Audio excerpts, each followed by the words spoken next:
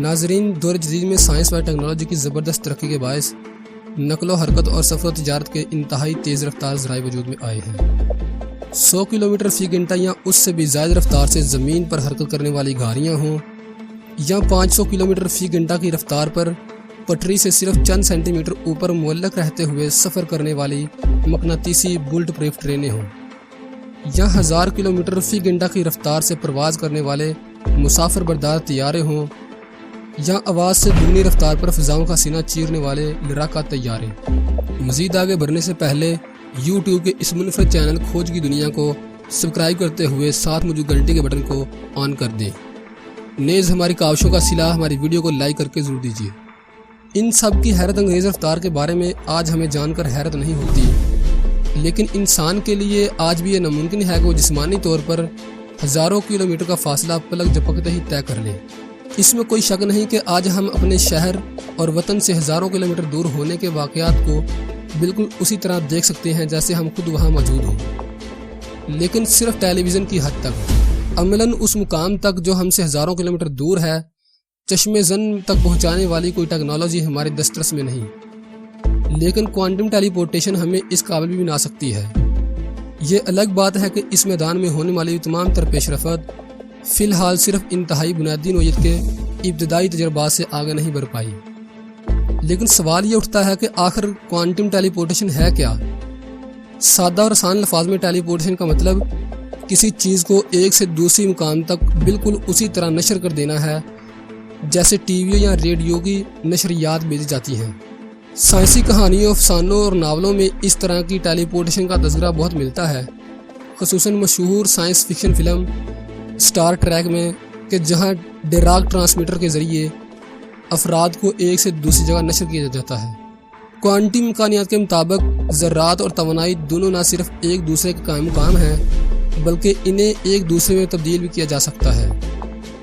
Science fiction میں اسی بنیاد پر یہ امکان پیش کیا جاتا ہے کہ ایک نہ ایک دن ٹیکنالوجی اتنی ترقی ضرور کر لے گی کہ انسانوں کو توانائی یعنی برقی مقناطیسی لہروں میں تبدیل کر کے ایک سے دوسری جگہ نشر کیا جا سکے گا، اور یوں دوسری جگہ موجود رسیور ان لہروں کو وصول کر کے دوبارہ اسے مادے میں تبدیل کر دے گا، اور یوں انسان کی ایک سے دوسری مقام تک منتقلی گھنٹوں اور منٹوں کی بجائے صرف سیکنڈوں میں ہو جائے گی۔ لیکن یہ حقیقت ہے کہ اگر صرف 1 کلو گرام مادے کو مکمل طور پر توانائی میں تبدیل کر دیا جائے تو وہ 9 لاکھ خرب جول جتنی توانائی کے برابر بنے گا، اتنی توانائی جس سے اوسط آبادی والے ایک شہر کو 9 سال تک روشن رکھا جا سکے گا۔ بالفاظ دیگر اس تصور کے مطابق کم از کم فی الحال ہمارے پاس ایسی کوئی ٹیکنالوجی نہیں جو انسان کو نشر کر سکے۔ البتہ کوانٹم مکانیاتی مظاہر کی مدد سے یہ ممکن ہے کہ کسی ایک جسم کو تمام تر کوانٹم مکانیاتی حالت چشم و زن میں کسی اور دور دراز مقام پر اسی طرح نقل کر لیا جائے کہ وہاں اصل کی ہو بہو نقل وجود میں آ جائے۔ 1993 سے قبل تک اس نوعیت کی کوانٹم ٹیلی پورٹیشن کو سائنس فکشن کا حصہ ہی سمجھا جاتا تھا، لیکن اسی سال فزیکل ریویو لیٹر میں IBM فلیو چارلس بینٹس میں 6 ماہرین کی ایک بین الاقوامی ٹیم کا مقالہ شائع ہوا، جس میں بتایا گیا تھا کہ کسی نظام کو کوانٹم امکانیاتی حالت یعنی کوانٹم میکینیکل اسٹیٹ کو کسی دوسرے مقام پر خواہ وہ پہلے سے کتنا ہی دور کیوں نہ ہو فی الفور نقل کیا جا سکتا ہے۔ اسی طرح ہمیں دوسری جگہ پر اس نظام کی ہو بہو کوانٹم مکانیاتی نقل حاصل ہو جائے گی، لیکن نتیجتاً اس نظام کی پہلی کوانٹم امکانیاتی حالت مکمل طور پر تباہ ہو جائے گی۔ ناظرین محترم، روحانی علوم اور سائنسی نظریات میں زمین و آسمان کا فرق ہے۔ سائنسی نظریات مادیت پر یقین رکھتے ہیں جبکہ روحانی علوم خدا اور اس کے عطا کردہ قوتوں پر یقین رکھتے ہیں۔ ناظرین محترم، یہاں ہم قرآن پاک کی سورۃ النمل کا ایک واقعہ بیان کرتے چلے کہ حضرت سلیمان علیہ السلام نے فرمایا، اے سردارو، تم میں سے کوئی ہے جو ان کے مسلمان ہو کر پہنچنے سے پہلے ہی اس ملک سبا کا تخت مجھے لا دے۔ ایک سرکش جن کہنے لگا، آپ اپنی مجلس سے اٹھیں، اس سے پہلے ہی میں اسے آپ کے پاس لا دیتا ہوں۔ یقین مانی میں اس پر قادر ہوں اور ہوں بھی امانت دار۔ جس کے پاس کتاب کا علم تھا وہ بول اٹھا کہ آپ حضرت سلیمان علیہ السلام پلک جھپکائیں، اس سے پہلے ہی میں اسے آپ کے پاس پہنچا دیتا ہوں۔ ناظرین، یہ سورۃ النمل کی آیات نمبر 37 تا 40 ہیں، جس میں حضرت سلیمان علیہ السلام کا یہ واقعہ ایک خصوصی حوالے سے ہمارے لیے توجہ طلب ہے۔